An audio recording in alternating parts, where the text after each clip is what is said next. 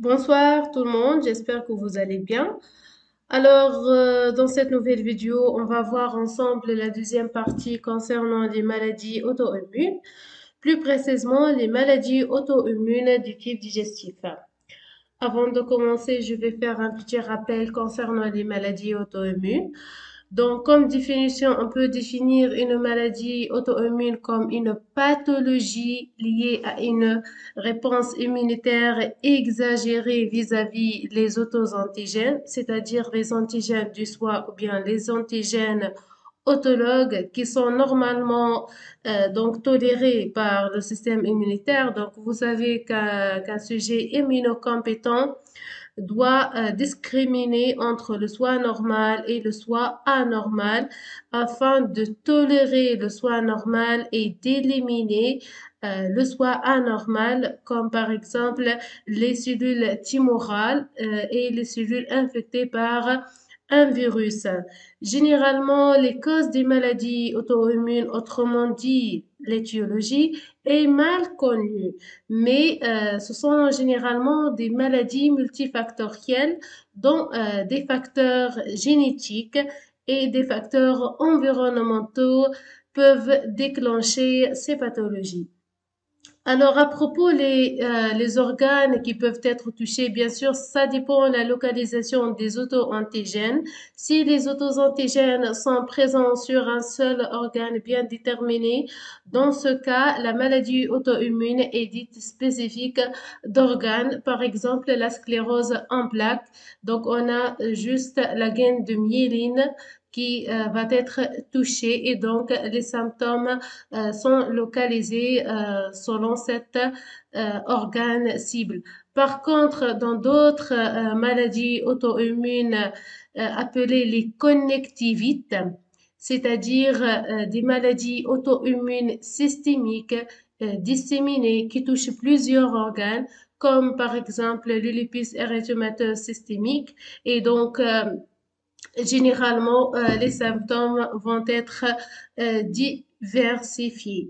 Et à propos de la physiopathologie, bien sûr, les maladies auto-immunes sont liées à des clones lymphocytaires autoréactifs, qui vont lutter contre les antigènes du soi.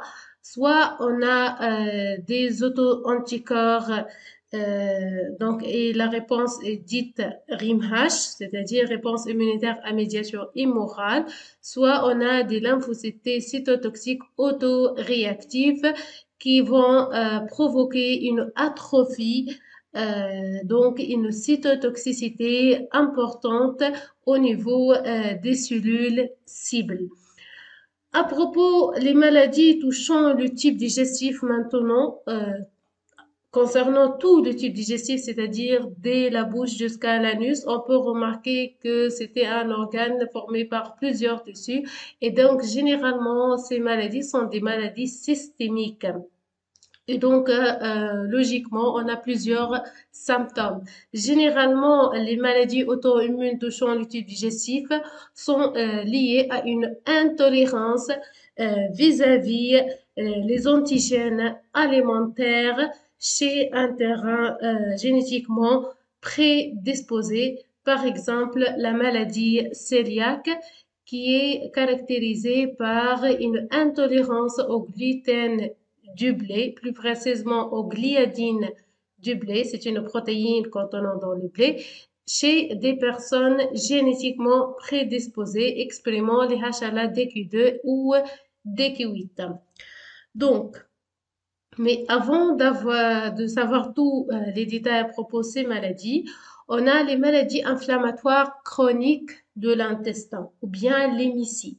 Donc, c'est quoi une maladie inflammatoire chronique de l'intestin? Donc, c'est une inflammation chronique de l'appareil digestif associée à un infiltrat riche en lymphocytes, macrophages et granulocytes. Ces maladies sont des maladies multifactorielles. Donc, parmi ces maladies, on a la maladie de Crohn qui est une maladie auto-immune et on a la rectocolite hémorragique. Il y aura des ressemblances entre ces deux maladies, mais il existe des différences aussi.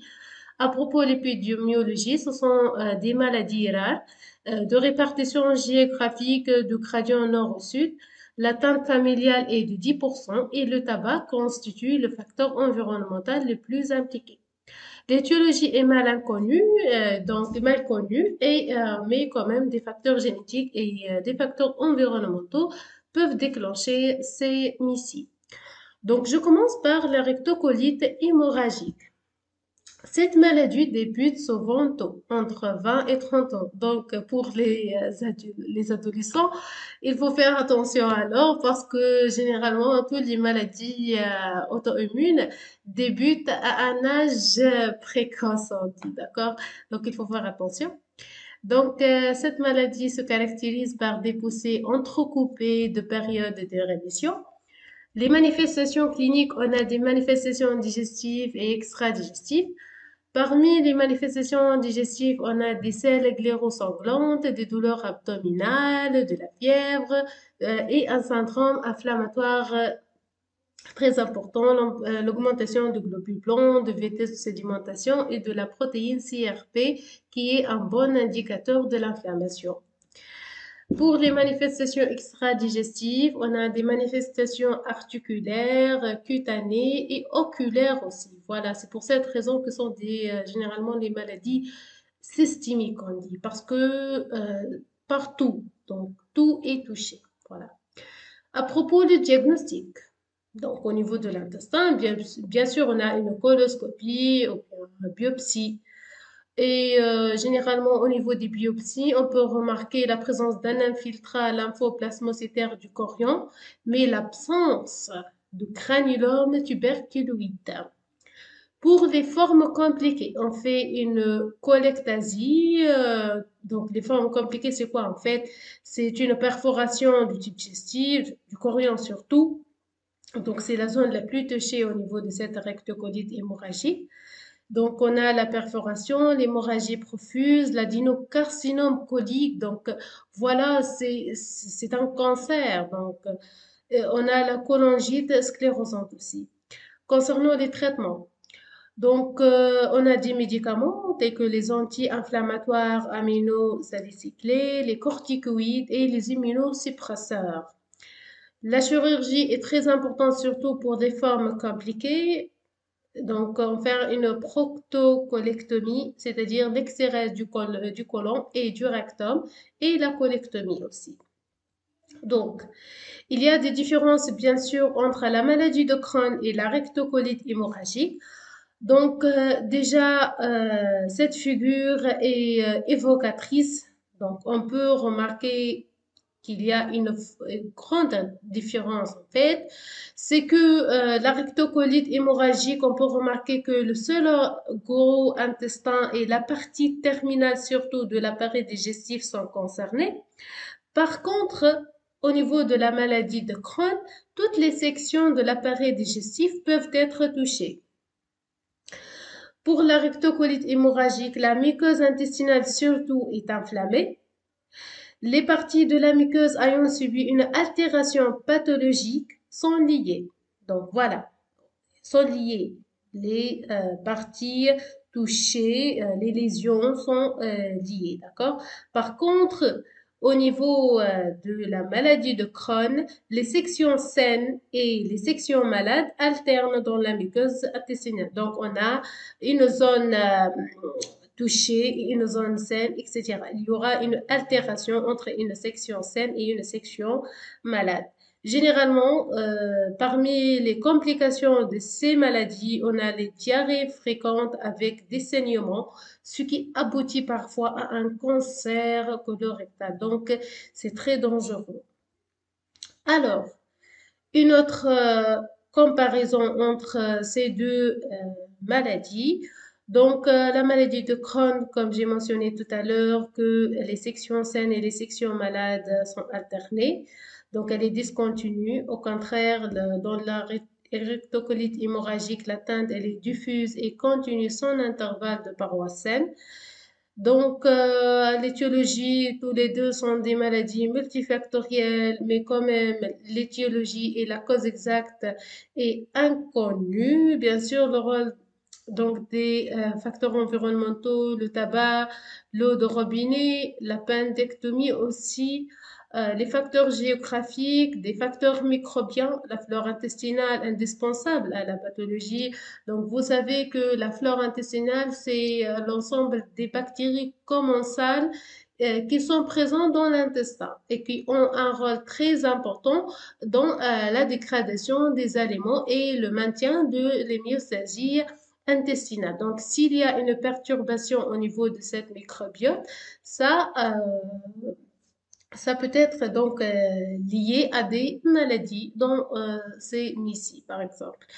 Les facteurs génétiques sont très importants dans la maladie de Crohn, mais qui sont moins importants pour la rectocolite hémorragique. Alors, on va voir maintenant la réponse immunitaire muqueuse intestinale normale. Donc, à l'état normal.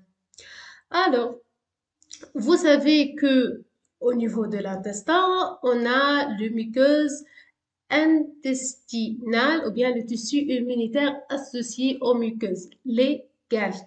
D'accord? Et donc, généralement, le système immunitaire intestinal est un système complexe car il doit discriminer entre des antigènes commensaux, la flore bactérienne naturelle, les antigènes alimentaires et des antigènes pathogènes. Donc, tout simplement, il faut que le système intestinal tolère la microbiote et élimine les antigènes pathogènes. Donc, la réponse immune intestinale génère contre certains antigènes une tolérance locale et systémique appelée tolérance orale. Donc, c'est logique, il faut que le système immunitaire tolère, c'est-à-dire accepte sans déclencher une réponse immunitaire les bactéries commensales qui sont présentes dans l'intestin. Et bien sûr, l'organisation de ce système immunitaire est commune tout, à tous les tissus en fait. Au niveau de ganglions lymphatiques, par exemple, on trouve les lymphocytes B, les lymphocytes T, les macrophages. Donc, c'est la même composition. Donc, on a des lymphocytes diffus, on a les follicules, les lymphoïdes isolés, la plaque de Payer au niveau de l'iléon, surtout, c'est le lieu de déroulement des réponses immunitaires intestinales, c'est la plaque de Payer. C'est vraiment le principal tissu immunitaire digestif. Et voilà, donc la barrière épithéliale, d'accord, vous savez que les GALT, le système immunitaire intestinal est formé par des cellules épithéliales, donc qui constituent le premier niveau de défense. Donc, parmi les caractéristiques, c'est la grande capacité de renouvellement de l'épithélium, la formation de jonctions serrées intercellulaires, ce sont l'ensemble de protéines transmembranaires, claudine et euclidine, qui permettent l'adhérence des cellules entre elles et empêchent le passage de micro-organismes. Empêche également la diffusion des protéines membranaires de la face basale vers la face apicale. Troisième propriété, c'est la formation du glycocalyx à partir de l'attachement de nombreuses mucines au niveau de la face apicale des cellules épithéliales, barrière semi-perméable diminuant l'accessibilité aux cellules épithéliales. Donc l'organisation, vraiment, elle est très importante pour limiter la diffusion et l'entrée des antigènes à l'intérieur de la lamina propria, à l'intérieur de l'intestin. Et bien sûr, la quatrième propriété, c'est la capacité de ces cellules à produire des peptides antimicrobiens tels que les défensines et les calprotectines. Et pour les défensines, qui sont les peptides antimicrobiens les plus reconnus, qui sont de deux groupes, bien deux catégories, on a les alpha-défensines et les bêta-défensines. Généralement, les alpha-défensines sont synthétisées par les cellules de Paneth. Ce sont des cellules présentes dans dans l'intestin et à la base des cryptes surtout, et l'expression ubiquitaire des bêta-défensines. Donc, ces cellules produisent essentiellement l'alpha-défensine, mais de façon limitée la bêta-défensine. Ayant aussi des propriétés amphipathiques, c'est-à-dire la lisse de la membrane bactérienne, et aussi un rôle dans le contrôle de la densité de la flore commensale. Donc, la cinquième propriété, c'est que les cellules épithéliales participent directement à l'immunité innée. Et donc, juste en parenthèse concernant l'immunité innée, donc vous savez que cette immunité innée qui fait intervenir des macrophages, des polynucléaires neutrophiles, c'est-à-dire des cellules non spécifiques de l'antigène, ces cellules reconnaissent les pompes grâce au TLR. Donc logiquement, puisqu'elles participent directement dans l'immunité innée. Donc, logiquement, ces cellules épithéliales expriment les récepteurs de l'immunité innée, c'est-à-dire les PRR, dont les TLR, le node 1 et le node 2, qui sont des récepteurs capables de reconnaître les motifs associés aux agents pathogènes. Et donc, les cellules épithéliales sont donc capables de reconnaître certains micro-organismes commensaux ou pathogènes et d'induire une réponse inflammatoire, surtout contre les micro-organismes pathogènes, bien sûr, parce que généralement, les micro-organismes commensaux qui constituent la flore intestinale sont tolérés par le système immunitaire. Donc, cette réponse inflammatoire se traduit notamment par la synthèse d'interleukine 8, c'est la principale chimiokine qui permet le recrutement des polynucléaires neutrophiles sur le site d'entrée des micro-organismes. Mais certaines bactéries commensales de genre bactérioïdes sont capables de rendre muettes les cellules épithéliales en inhibant les voies de signalisation pro-inflammatoire, la voie NF-kappa B. Donc, c'est un mode d'échappement des bactéries contre la réponse immunitaire. Donc, vous savez, comme déjà, j'ai un vidéo concernant l'immunité anti-infectieuse. C'est vrai, la réponse immunitaire permet donc d'éliminer les agents pathogènes, les micro-organismes autrement dit, mais toujours les mécanismes d'échappement sont là. Donc, c'est pour cette raison, euh, donc, l'échappement de ces bactéries permet donc d'inhiber ou bien de limiter la réponse immunitaire. Alors, le deuxième niveau de défense de notre système immunitaire intestinal, c'est la réponse adaptative. Donc, vous savez que la réponse adaptative est la défense des lymphocytes T et des lymphocytes B. Et donc, au niveau du GALT, on a donc les lymphocytes diffus, d'accord? Et on a des tissus organisés. Autrement dit, au niveau du crâne, le GALT peut être divisé en lymphocytes diffus éparpillés à travers l'épithélium et la lamina propria. Voilà, c'est la lamina propria et ici c'est l'épithélium.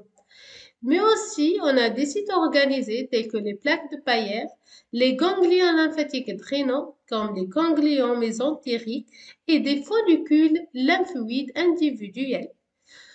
Un rappel concernant les follicules lymphoïdes, ce sont des structures formées par des lymphocytes B naïfs avec des CDF. On parle d'un follicule lymphoïde primaire. Mais une fois le lymphocyte B est activé et qui se prolifère suite à son activation, il va donner un clone des LB génétiquement identique qui forme le centre germinatif et donc le follicule lymphoïde est dit secondaire. Je reviens. Donc, au niveau colique, présence de lymphocytes diffus et de nombreux follicules lymphoïdes individuels, ce qui génère une réponse adaptative contre des antigènes pathogènes. Donc, voilà la structure du système immunitaire intestinal en lymphocytes. D'accord? Bien sûr, il y a les macrophages, les polynucléaires et tout, mais concernant les lymphocytes, donc soit des lymphocytes diffus, soit organisés en follicules et lymphoïdes, et on a les ganglions lymphatiques mésentériques et la plaque de Payer, etc. Alors, les plaques de Payer. Les plaques de Payer sont formées par un épithélium, ici, c'est-à-dire l'ensemble de cellules épithéliales, avec des cellules M qui jouent un rôle d'un filtre à l'antigène. Et on a donc un dôme sous-épithélial ici qui est riche en cellules dendritiques. C'est logique parce que suite à l'entrée d'un antigène par la cellule M, à travers la cellule M, cet antigène sera capturé par une cellule présentatrice d'antigène. Et la cellule présentatrice d'antigène professionnelle qui est capable d'activer les LT naïfs, c'est la cellule dendritique. Les macrophages aussi et les LP jouent un rôle d'une cellule présentatrice d'antigène.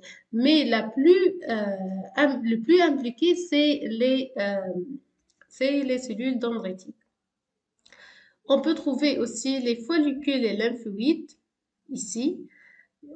Les follicules lymphoïdes soit primaires, c'est-à-dire juste des LB-sont à l'état naïf avec des cellules dendritiques folliculaires et quelques macrophages et quelques lymphocytes T, c'est les 4 plus naïfs. Ou bien des follicules lymphoïdes secondaires suite à une stimulation antigénique. C'est un follicule lymphoïde primaire avec un centre germinatif. Et bien sûr, suite à travers la circulation lymphatique, donc les cellules dendritiques sensibilisées par l'antigène peuvent passer par les voies lymphatiques afférentes vers le ganglion mésentérique pour amplifier la réponse immune. Il faut noter bien que dans le système immunitaire intestinal, la classe d'immunoglobulines la plus impliquée, c'est les immunoglobulines A sécrétoires, sous forme dimérique surtout. D'accord? Voilà, c'est au niveau de la sécrétion, c'est la classe majoritaire des sécrétions et des muqueuses en fait. Voilà. Donc, passons maintenant vers les myostasies intestinales. Les cellules dendritiques de la muqueuse intestinale ont la propriété particulière de synthétiser de forts taux de TGF-bêta et d'interleukine 10 au lieu d'interleukine 12. Et généralement, ces cytokines sont des cytokines immunosuppressives. Ça permet l'induction de lymphocytes T régulateurs. Donc, je reviens ici. Vous savez que la polarisation de TH0 vers l'un de ces 4 états fonctionnels se fait sous l'effet des cytokines. En présence de l'interleukine 12, qui est produit par les cellules dendritiques surtout, la polarisation de TH0 se fait vers TH1. Les TH1 qui produisent l'interleukine 2, l'interféron gamma et le TNF-bêta sont impliqués dans l'amplification des lymphocytes T CD8+, et par conséquent la réponse immunitaire cellulaire. Voilà. En présence de l'interleukine 4, et on a une polarisation de TH0 vers TH2. Les TH2 produisent l'interleukine 4, l'interleukine 5, l'interleukine 10, l'interleukine 13, qui sont impliqués dans l'activation, la prolifération, la différenciation et la commutation des classes d'immunoglobulines et par conséquent l'amplification de la réponse immunitaire hémorragique. En présence de TGF-bêta, en synergie avec l'interleukine 6 et l'interleukine 23, on a la polarisation vers les TH17 qui produisent l'interleukine 17 et l'interleukine 21 et 22 bien sûr, et qui sont des cytokines impliquées surtout dans la réponse immunitaire antifongique et dans l'amplification de l'inflammation. Mais en présence de TGF-bêta, la polarisation de TH0 se fait vers les lymphocytes T régulateurs. C'est la régulation de la réponse immunitaire. c'est d'inhiber ou bien de limiter ou bien de freiner, si vous voulez, la réponse immunitaire. D'accord? Et c'est via la sécrétion des cytokines inhibitrices. Donc ça, le rôle des lymphocytes régulateurs. Donc le système immunitaire intestinal se caractérise par des profils distincts de cellules, de cytokines et de chimiokines. Il a des prédispositions à l'induction d'une tolérance dominée par une barrière physique douée d'une grande capacité de renouvellement, la sécrétion de peptides antimicrobiens et la production d'immunoglobulines A. Le profil de cytokines dominant dans les ganglions et les plaques de Payer sont l'interleukine 4, l'interleukine 10, le TGF-bêta aussi. L'interleukine 10 et le TGF-bêta représentent un environnement immunosuppressif par l'induction de lymphocytes régulateurs.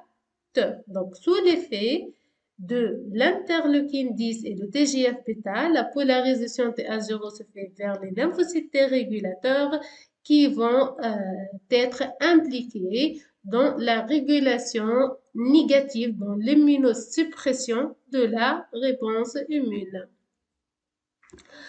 Passons maintenant vers la réponse immunitaire au cours des MICI. Au cours des MICI, on a malheureusement une rupture de l'hémiostasie intestinale. Donc, alors la rupture de l'hémiostasie intestinale est donc le ou les événements précoces initiateurs de la pathologie et ou sont encore inconnus. Mais je vous rappelle à propos des MICI, donc généralement au cours des MICI, la réponse immunitaire est inappropriée contre des antigènes liminaux du type digestif provoqués par un système immunitaire muqueux intestinal dérégulé. Donc c'est une réponse immunitaire contre les antigènes du soi. Contre les antigènes du soi et non contre les antigènes exogènes. Ça tombe bien qu'on a une réponse immunitaire contre les antigènes exogènes. Ça, c'est ce qu'on cherche en fait.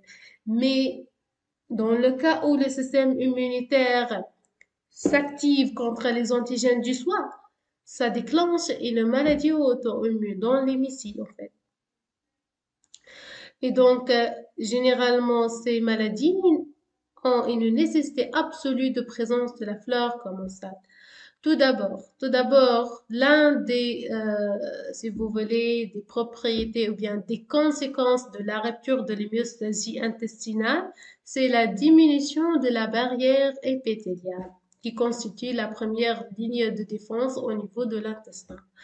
Et donc, l'augmentation de la perméabilité de l'épithélium intestinal est fréquemment observée chez les patients souffrant de MICI. La cause génétique est possible, d'accord? Et donc, on a donc l'induction de l'inflammation intestinale par diminution de la barrière intestinale chez des animaux n'exprimant plus la N-cadérine. Donc, c'est des études effectuées sur des animaux qui n'expriment pas la N-cadérine ont montré qu'en présence d'un défaut de la barrière épithéliale, on a une inflammation chronique intestinale importante. Ça, on a dit que la cause génétique est possible, donc ça peut être lié à des gènes MDR1 et OCTN1 et 2 qui expulsent les toxines bactériennes qui endommagent ou perméabilisent l'épithélium. Des polymorphismes dans ces dossiers sont associés au MICI. Deuxième conséquence, c'est la perturbation des fonctions immunes des cellules épithéliales.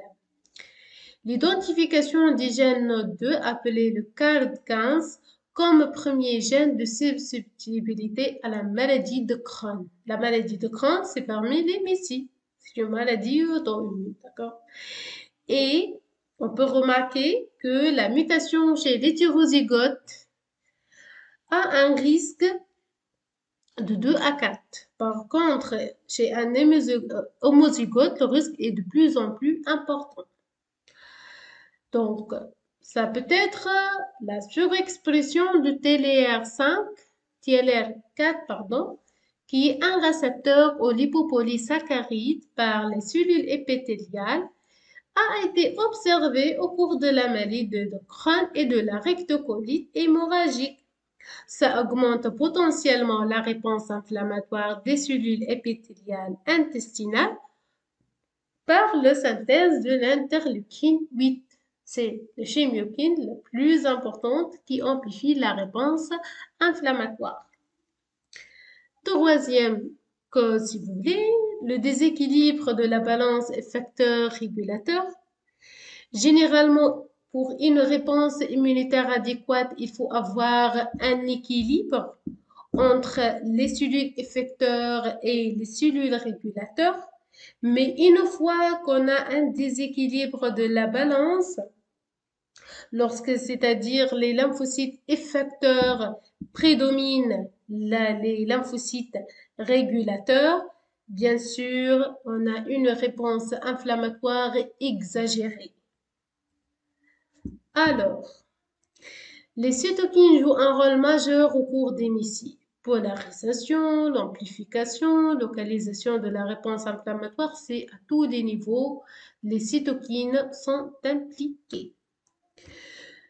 Et donc, pour la maladie de Crohn, on peut remarquer que le profil cytokinique qui prédomine, c'est les cytokines TH1. Autrement dit, l'interféron gamma, l'interleukine 2, l'interleukine 6, l'interleukine 12, l'interleukine 23, l'interleukine 18 et le facteur d'une nécrose tumorale. Et donc, la réponse cellulaire prédomine la réponse immorale. Par contre, au niveau de la rectocolite hémorragique, on a une réponse TH2 importante par rapport à la réponse TH1. Logiquement, on a des taux importants de l'interleukine 4, 5, 13, peu de TNF et peu d'interféron gamma. Et donc, on peut remarquer que chez les patients atteints par cette maladie, on a des plasmocytes dans les muqueuses inflammées, la présence d'auto-anticorps, anti-neutrophils cytoplasmiques, etc. Et donc, au niveau de la rectocolite hémorragique, la réponse hémorale est de plus en plus importante. Donc, la physiopathologie de la maladie de Crohn. Donc, ici, on a dit que la maladie de Crohn est caractérisée par une réponse cellulaire très importante. Et donc, voilà, la polarisation de TH0 vers TH1 se fait en présence de l'interleukine 12 surtout, qui est produit par les cellules dendritiques surtout. Et donc, les TH1 vont produire l'interféron gamma qui, d'une part, bloque les réponses TH2 et d'autre part, active et amplifie la prolifération de fibroblastes qui vont produire le TNF-alpha. Voilà. Et donc, ça prouve bien l'augmentation des médiateurs inflammatoires, le cotrien, le PAP, augmentation des cytokines pro-inflammatoires et des chimiokines, augmenter les molécules d'adhésion et la perméabilité vasculaire. D'une autre partie, l'interleukine 23 qui permet l'activation de TH17, si vous voulez, la polarisation de TH0 aussi vers TH17. Ces cellules produisent l'interleukine 17 qui induit l'expression de chimiokines, d'induit l'expression de récepteurs aux chimiokines et l'expression de TNF-alpha, de l'interleukine 6 et de l'interleukine 1-bêta, ce qui amplifie l'inflammation avec la présence des dommages tissulaires, fibrose et granulomes. Donc, comment en est-on arrivé au développement récent des MICI? La fréquence élevée des MICI dans les pays industrialisés supporte l'idée que des facteurs environnementaux ont un rôle majeur dans l'étiologie des MICI. L'hypothèse de l'hygiène. Chez les enfants, un environnement extrêmement propre affecte le développement du système immunitaire, les prédisposant à des maladies immunologiques comme l'allergie ou l'hémorragie. L'hypothèse des vieux amis actualise l'hypothèse de l'hygiène en émettant l'idée que le système immunitaire s'éduque à l'aide des vieux amis, c'est-à-dire les lactobacillus, les helminths, les mycobactéries, ça profite. La reconnaissance de ces micro-organismes permet une maturation des cellules dendritiques conduisant à leurs propriétés immunorégulatrices. Trop d'hygiène et l'absence des vieux amis n'éduqueraient pas correctement le système immunitaire. Donc, passons maintenant vers les nouvelles thérapeutiques ciblant le système immunitaire, les biothérapies. Alors, base de traitement. Le base de ces traitements, c'est de cibler la réaction inflammatoire intestinale en diminuant l'action du système immunitaire. C'est de diminuer l'inflammation. Les traitements actuels, on a les dérivés aminosalicyclés, qui sont des traitements de première intention, extrêmement bien tolérés, peu d'effets secondaires. Les corticoïdes, qui sont prescrits en deuxième intention ou en cas de poussée grave, sont plus efficaces mais présentent de nombreux effets secondaires. Les immunosuppresseurs, utilisés de plus en plus fréquemment en cas de corticodépendance, et les biothérapies, qui est basée sur l'utilisation de molécules biologiques, le plus souvent des protéines recombinantes, anticorps, généralement modifiées génétiquement pour pouvoir remplir leur rôle thérapeutique. Différentes stratégies, c'est la modulation de l'activité des cytokines. Il faut voir un équilibre dans la sécrétion des cytokines, l'inhibition des lymphocytes T et le blocage du recrutement cellulaire. Et donc, surtout, l'inhibition de l'activité du facteur de nécrose tumorale alpha. Et donc ça se fait grâce à des anticorps dirigés contre cette cytokine. Parce que cette cytokine interagit à différents niveaux. Au niveau de l'épithélium, au niveau des lymphocytes, sur les neutrophiles, sur les macrophages, sur l'endothélium, tout ça. Donc, il faut inhiber l'activité de cette cytokine pour inhiber ou bien freiner l'inflammation. C'est grâce à des anticorps anti-TNF-alpha. Et donc, ces anticorps sont appelés l'infliximab, qui est un anticorps chimérique IgG1 humain, 75% humain et 25% souris. Région variable sont donc souris. Les indications, traitement d'attaque ou d'entretien des maladies de Crohn surtout, actives ou fistulantes. Le problème de ces traitements, c'est qu'il y a un risque de synthèse d'anticorps anti-infliximab dirigé contre la partie souris de la molécule. Mode d'action de cet anticorps, c'est la neutralisation du TNF-alpha soluble, la fixation au TNF-alpha membranaire, destruction des cellules par activation de compléments et la cytotoxicité dépendante d'anticorps, la DCC. Et finalement, l'apoptose des lymphocytes T de la lamina propria. Un deuxième anticorps anti-TNF-alpha, c'est l'adalimumab. Adalimumab. Il faut donc apprendre comme ça. Et voilà, donc les mots sont généralement un peu difficiles, ou bien très difficiles si vous voulez. Donc, il s'agit d'un IgG1 humain à 100% humain. Les indications, donc au niveau de la maladie de Crohn active, sévère chez les patients non répondeurs au traitement classique. Donc, la demi-vie est longue et le mode d'action, idem, infliximab. Donc, à propos des autres cytokines, on prend un anticorps anti-interféron gamma, le fantolizumab. Et donc, L'indication, c'est le développement arrêté pour la maladie de Crohn en phase 2. Donc, la maladie de Crohn présente plusieurs phases. Au niveau de la phase 2, on prend l'anti-interféron gamma qui va bloquer l'action de l'interféron gamma produit surtout par les TH1. Donc, deuxième niveau de traitement, ou bien ici, c'est l'inhibition des lymphocytes T, anticorps anti-CD3. À l'heure actuelle, développement arrêté en phase 3 pour la maladie de Crohn. L'anticorps anti-CD25, l'interleukine 2 récepteur. Donc, il faut, ici, il interagit sur le récepteur de l'interleukine 2, parce que l'interleukine 2 est une cytokine proliférative. Et donc, lorsqu'elle agit sur le récepteur, induit l'effet prolifératif.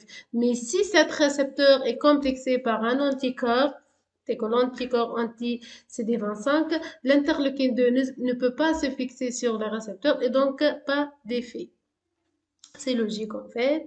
On a le daclizumab, anticorps humanisé, et le basilux-imab, qui est un anticorps chimérique. Inch'Allah, dans un prochain vidéo, on va voir la différence entre un anticorps humanisé, un anticorps chimérique, tout ça. On a l'abatacept, qui est une protéine de fusion entre une partie de CTLA4 et fragment FC d'IgG1 humaine. Il bloque les signaux nécessaires à l'activation du lymphocyte T. Parce que le CTLA4 est généralement un ligand inhibiteur. C'est un ligand inhibiteur exprimé à la surface des LT et lorsqu'il se fixe à son ligand CD80, CD86 à la surface d'une CPA, ça provoque l'inhibition de lymphocyte T. Et c'est l'affinité de ce ligand inhibiteur aux molécules de costumation CD80, CD86, elle est plus importante par rapport à l'affinité de CD28 au CD80, 86. En fait, c'est le même ligand, mais l'affinité est différente. Finalement, le blocage du recrutement cellulaire. Donc, il faut avoir aussi des anticorps dirigés contre les molécules qui sont impliquées dans le recrutement. Par exemple, on utilise un anticorps anti-intégrine alpha 4 qui permet de diminuer l'inflammation intestinale en inhibant la diapidèse via l'inhibition de l'interaction alpha 4 bêta 7 MADCAM 1. Donc, c'est pas nécessaire de prendre tous ces détails, mais l'essentiel, c'est de comprendre c'est quoi la biothérapie. C'est quoi exactement, donc en termes généraux, la biothérapie. C'est l'utilisation des anticorps qui vont interagir à différents niveaux, des anticorps anticytokines, des anticorps anti-marqueurs, anti-récepteurs, etc. Voilà. La maladie de Crohn, juste ici, je veux juste parler de quelques détails. Donc, cette maladie est une maladie auto-immune du type digestif, une maladie systémique du type digestif. Voilà, on peut remarquer que les sections atteintes et les sections saines sont alternées et elle peut progresser de manière imprévisible et s'aggraver avec le temps. Mais quand même, un diagnostic précoce et la mise en place d'un traitement adapté sont essentiels pour contrôler la progression de la maladie et améliorer les résultats à long terme. Donc, les causes, la susceptibilité génétique, anomalie dans le gène NOD2. Rappelez bien que le NOD2, c'est un récepteur exprimé par les cellules épithéliales au niveau de la muqueuse intestinale. Et cet récepteur capable de reconnaître les pentes associées aux agents microbiens. Si on a une anomalie dans le gène qui code pour ce récepteur, ça prouve bien qu'il existe une maladie. C'est logique en fait. Donc, le déséquilibre du microbiote intestinal, c'est-à-dire dysbiose. Donc, ça peut favoriser l'initiation, le maintien ou la sévérité de l'inflammation de la maladie de Crohn. Généralement, on a trois causes primordiales de cette dysbiose. Une cause alimentaire, un régime gras et sucré sans fibres, une cause infectieuse, des épisodes aigus du gastro-entérite infectieuse et une cause environnementale, c'est-à-dire la prise des traitements antibiotiques répétés, l'exposition insuffisante aux microbes pathogènes pendant l'enfance. Voilà, donc le microbiote intestinal participe à l'assimilation des nutriments, la synthèse de vitamines, l'absorption des acides gras, calcium, magnésium, etc. et qui sont généralement doués de plusieurs fonctions digestives, métaboliques, immunitaires, neurologiques et qui sont propres à chaque individu. On trouve 160 espèces de bactéries environ par individu. La moitié se trouve d'une personne à l'autre, de 15 à 20 espèces en charge des fonctions essentielles du microbiote. Un déséquilibre du microbiote, c'est-à-dire dysbiose, peuvent être des facteurs favorisant maladies neuropsychiatriques, obésité, diabète, cancer, maladies intestinales chroniques inflammatoires, tout. Donc, tout peut toucher suite à ce dysbiose. Donc, le microbiote intestinal est le plus important microbiote du corps. Il colonise les parois de l'estomac et des intestins et se concentre surtout dans le côlon. Au niveau de l'estomac, on trouve de 10 à 1000 bactéries. Au niveau de l'intestin grêle, on trouve 10 000 à 10 millions de bactéries.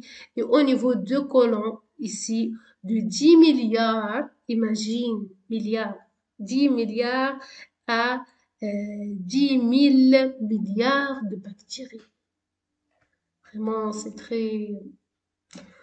Voilà, donc pour la physiopathologie maintenant, la composition des microbiotes chez les patients atteints de la maladie de Crohn. Donc, tout ça sont retenus par des études en fait qui ont montré que la proportion de bactéries pathogènes est élevée par rapport aux bactéries non pathogènes. Par exemple, la présence du Candida tropicalis en quantité importante, la présence de Saccharomyces cerevisiae, qui est un champignon non pathogène, mais qui est présent en quantité élevée, avec la présence des anticorps dirigés contre ces champignons, ce qui provoque la destruction de ces champignons. La réponse immunitaire contre la flore intestinale, la présence des immunoglobulines A autoréactifs dirigés contre les entérocytes, des lymphocytes T cytotoxiques, des cytokines Th1 surtout. Et donc la réponse cellulaire, elle est plus importante par rapport à la réponse immorale.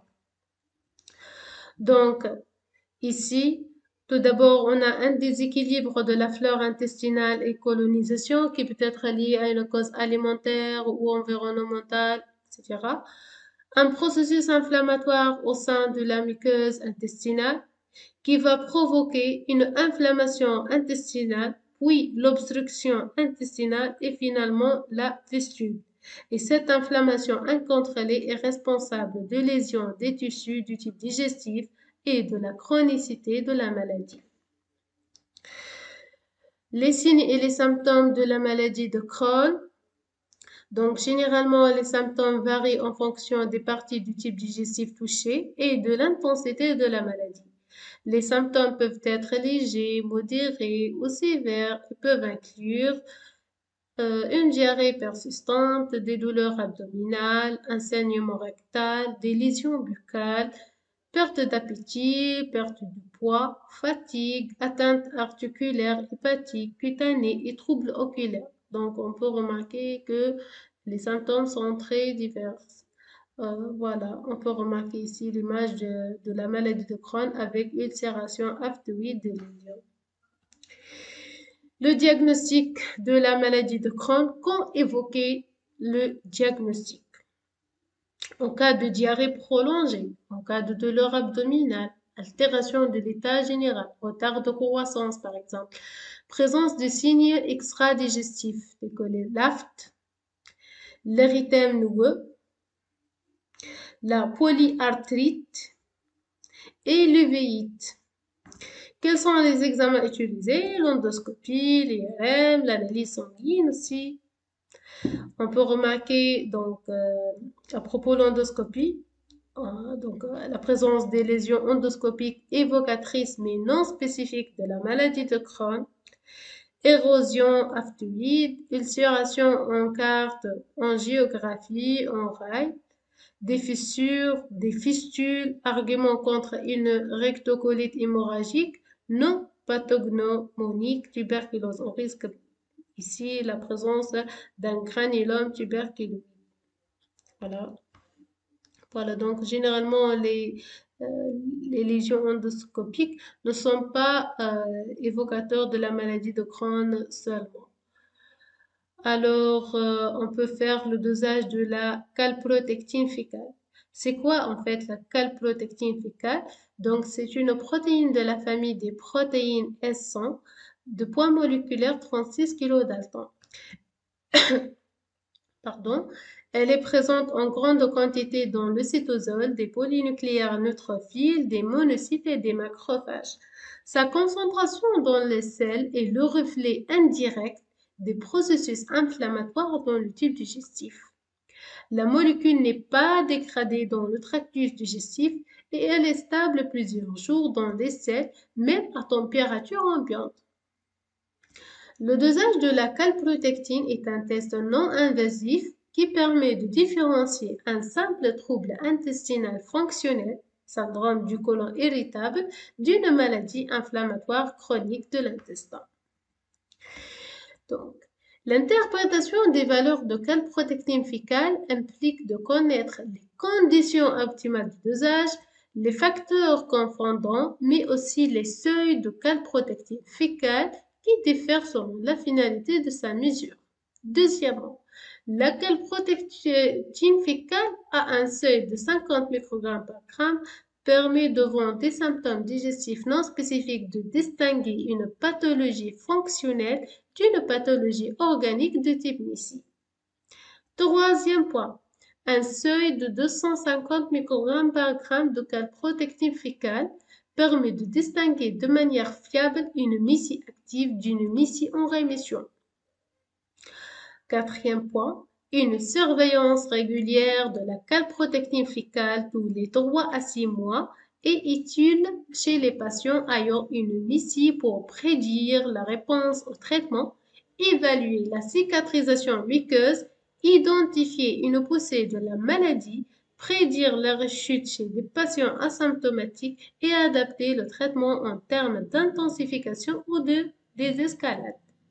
Et finalement, une concentration de calprotectine fécale inférieure à 100 microgrammes par gramme dans l'année suivant une chirurgie pour maladie de Crohn est prédictive de l'absence de récidive endoscopique. Autre test de diagnostic, c'est les tests inflammatoires. CRP et vitesse de sédimentation, mais qui n'ont pas de spécificité et qui peuvent corréler à l'évolution de la maladie.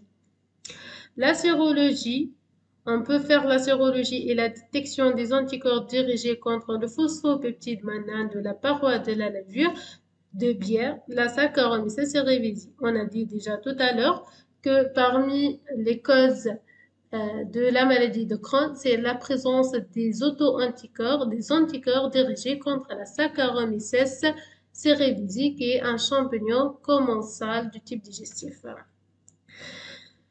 Les médicaments dans la maladie de Crohn autorisés en 2018, par exemple, en cas de poussée, on peut donc utiliser les aminosalicyclés.